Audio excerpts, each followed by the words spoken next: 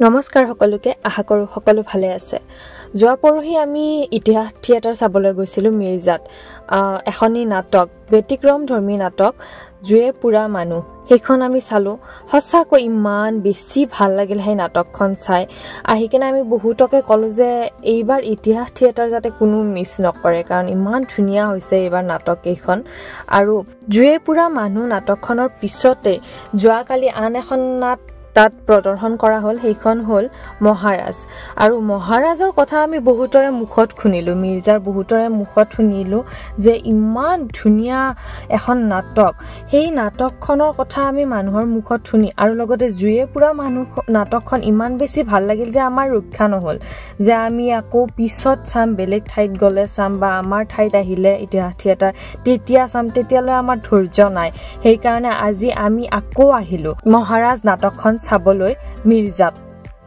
যোৱা কালি হৈ যোৱা মহাৰাজ নাটকখনত যতীন বৰা ডাঙৰীয়াৰ লগতে আন অভিনেতা অভিনেত্ৰীসকলৰ অভিনয়ৰ কথা মানুহৰ মুখত শুনি আমাৰ সঁচাকৈ বহুত বেছি ভাল লাগিল আৰু আজিও পুৰা হাউসফুল হৈ আছে থিয়েটাৰখনৰ গোটেই বাকৰিখন পুৰা হাউসফুল হৈ আছে আৰু এন্ট্ৰিটো আপোনালোকে দেখিলেই কেনেকুৱা ধৰণৰ এন্ট্ৰি বাপ ৰে বাপ একেবাৰে মহাৰাজ হৈ কেনে এন্ট্ৰি দিছে যতীন দাদাই আৰু দেখিছেনে প্ৰথমে এখন বাইকত এন্ট্ৰি দিছে আৰু আপোনালোকক মই প্ৰথমতে আজিৰ এই নাট মহাৰাজখনৰ কিছু দৃশ্যহে আপোনালোকক মই দেখুৱাই দিম যাতে আপোনালোকৰ চাবলৈ ইচ্ছা যায় কেনেকুৱা হৈছে এই নাটখন বা অলপ ট্ৰেজেডি কমেডি আৰু ইমোশন দেখি আপোনালোকৰ কেনেকুৱা লাগে গম পাই যাব গতিকে অলপমান চাওক আৰু উপভোগ কৰক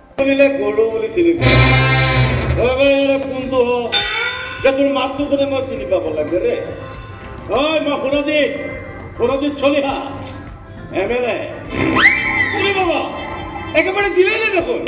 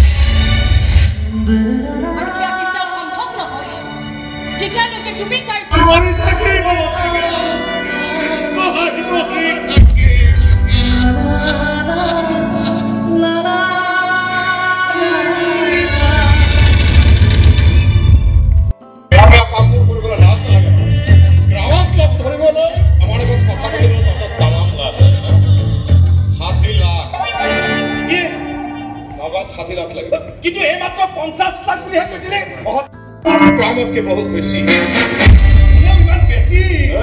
लोके गसकी थৈ যোৱা ৰাস্তাৰ গোবৰ অন্যায় কোৱা দামটো দিব পাৰা যদি দিবি নহলে বা কাটি কাটা হলেও 5 লাখ মানটো কম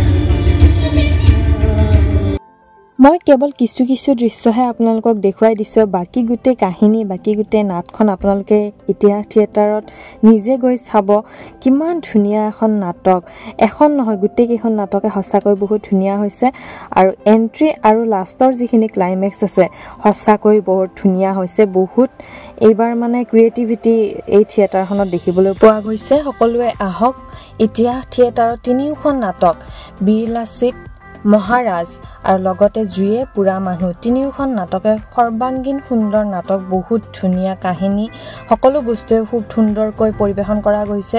সকলোৱে আহক, সকলোৱে চাওক, উপভোগ কৰক।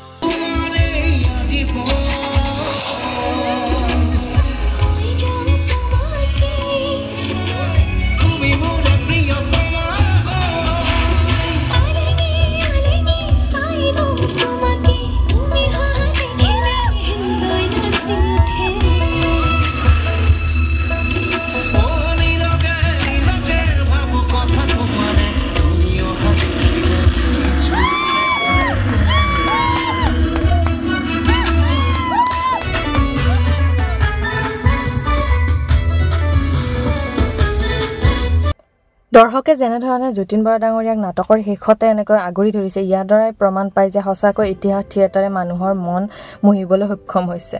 বছৰ বিৰতিৰ পিছত ভাবেমান থিয়েটাৰলৈ আহিলোঁ, ইতিহাস থিয়েটাৰ। আৰু অভিজিৎ ভট্টাচাৰ্যৰ ৰচনা আৰু পৰিচালনা তিনিখনকৈ নাটক আমি কৰিলোঁ। আজি আমি 4 নম্বৰ দিনটোত ভৰি দিছোঁ। আৰু মোৰ এটাই ভাল লাগিছে, ৰাইজৰ সঁহাৰি দেখি সঁচাই মই আপ্লুত হৈছোঁ। আৰু ক'ব সকলোৱে দেখিছে যে পোনপ্ৰথমবাৰ বোলে মিৰ্জাত এনেকুৱা ধৰণৰ পৰিৱেশ এটা হৈছে। এইটো মই যতীন বৰাই তেওঁলোকক অশেষ ধন্যবাদ জনাইছোঁ যে এনেকৈ সঁহাৰি জনাইছে। আমি য'ত য'ত যাম তাকো আমি গম পাইছোঁ যে যথেষ্ট সংখ্যক দৰ্শকে অলৰেডি টিকেট ক্ৰয় কৰিছে। আৰু মই নিজে গৌৰৱ অনুভৱ কৰিছোঁ, নিজে এইখন নাটক যিটো মহাৰাজৰ যিটো হিলদল ভাঙি দৰ্শক আহিছে মিৰ্জাত, সেইটো সঁচাই এটা আশীৰ্বাদ দিছে ৰাইজে। আমি য'ত য'ত যাম তাতো যাতে আমাক তেনেকৈ ধৰণে আশীৰ্বাদ দিয়ে, তাকে আপোনালোকৰ ওচৰত মোৰ অনুৰোধ। আৰু ভাল নাটক হৈছে। অভিজিৎ ভট্টাচাৰ্য নিজে অভিনয় কৰিছে বুলি নহয়, দৰ্শককো যিটো ধৰণৰ সি গ্ৰেজুৱেলি দৰ্শকবিলাক বাঢ়ি বাঢ়ি গৈ আছে। আৰু এইটো মই ভাবোঁ এখন নাটকৰ কাৰণে এটা খুব শুভ লক্ষণ। আৰু শুভেচ্ছা আৰু সেৱা জনাইছোঁ যিসকলে আমাক এনেকুৱা ধৰণৰ সঁহাৰি জনাইছে। আৰু আহক, নাটক চাওক আৰু আমাক আগুৱাই মিৰ্জাত আহি খুব ভাল লাগিল। আমি বাইহাটা চাৰিআলি, শালমৰা, বেজেৰা কেন্দ্ৰ কৰি আমি অভিজিৎ ভট্টাচাৰ্যৰ এখন সুন্দৰ নাট মহাৰাজা যতীন বৰাৰ অভিনীত এই নাটকখন চাবলৈ ঢাপলি মেলি আহিছোঁ। ইতিমধ্যে বহুত শুনিছোঁ, বিভিন্ন সংবাদ পত্ৰত শুনিছোঁ বা মানুহৰ ছ'চিয়েল মিডিয়াত পাইছোঁ যে মহাৰাজাৰ নাটকখন মিৰ্জাত খুব সুন্দৰ হৈছে। আৰু সঁচাই ইয়ালৈকে আহি আমি দেখি দৰ্শক হিচাপে আপ্লুত হৈছোঁ। এই নাটকখনে য়ং জেনেৰেশ্যনৰ লগতে একটা সামগ্ৰিকভাৱে ইমান সুন্দৰ এখন নাট লিখিছে অভিজিৎ ভট্টাচাৰ্য। এই নাটখনে আমাক যথেষ্ট উৎসাহিত কৰিছে। আৰু এই নাটখন মই নিশ্চয় বাকী আমাৰ দৰ্শকসকলক ৰাইজকো চাবলৈ বহুত অনুৰোধ জনাইছোঁ। আমি যোৱা পৰহিও ইয়ালৈ আহিছিলোঁ নাট চাম বুলিয়ে। জুয়ে পুৰা মানুহ এখন সুন্দৰ নাট, একদম সামাজিক প্ৰেম ভালপোৱা একদম সামাজিক নাটক। গতিকে এই নাটকখন চাবৰ কাৰণে এই ইতিহাস থিয়েটাৰৰ এই যতীন বৰাৰ অভিনীত নাটকখনে খুব সুন্দৰভাৱে দৰ্শক লৈছে। আৰু দৰ্শকে ইতিমধ্যে অসমৰ বিভিন্ন ঠাইলৈ এই নাটকখন লৈ যাব। এখন সুন্দৰ নাটক ৰাইজে উপভোগ কৰিব পাব বুলি আশা আছে।